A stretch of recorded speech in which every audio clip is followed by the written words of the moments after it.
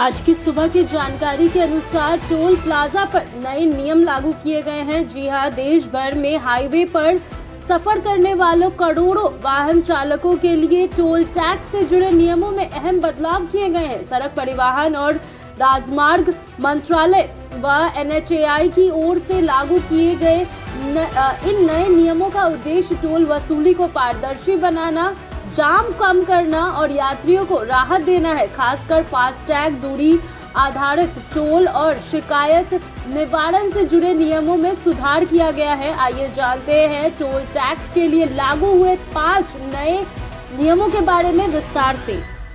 जो पहली नियम है वो है फास्टैग हुआ पूरी तरह अनिवार्य। जी हाँ, अब देश के सभी टोल प्लाजा पर फास्टैग से भुगतान अनिवार्य कर दिया गया है। बिना फास्टैग वाहन पहुंचने पर दुगना टोल शुल्क देना पड़ सकता है। इससे कैश लेन देन कम होगा और टोल प्लाजा पर लगने वाला लंबा जाम भी घटेगा। तो वही दूसरी जो खबर है वो है टोल प्लाजा पर जाम लगने पर टोल माफ। नए नियम के अनुसार यदि किसी टोल प्लाजा पर वाहन को 10 सेकंड से ज्यादा इंतजार करना पड़ा या कतार 100 मीटर से लंबी हो जाए तो वाहन चालक से टोल शुल्क नहीं लिया जाएगा। इससे यात्रियों को आवश्यक देरी से राहत मिलेगी।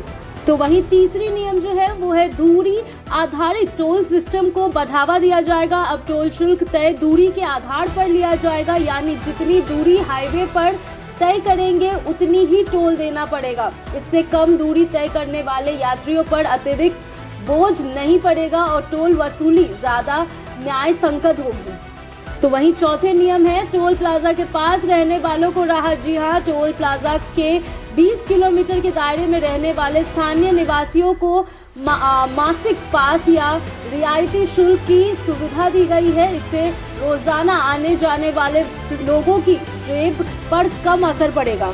तो वहीं आखिरी और 5वीं जो नियम लागू की गई है वो है शिकायत निवारण और पारदर्शिता पर जोर। जी हाँ, अगर फास्टैग से गलत कटौती होती है या टोल प्लाजा पर नियमों का उल्लंघन किया जाता है तो वाहन चालक अब NHAI ऐप, हेल्पलाइन नंबर और ऑनलाइन पोर्टल के जरिए शिकायत दर्ज कर सकते हैं। तय समय सीमा के शिकायत का साधारण करना टोल एजेंसियों के लिए अनिवार्य किया गया है।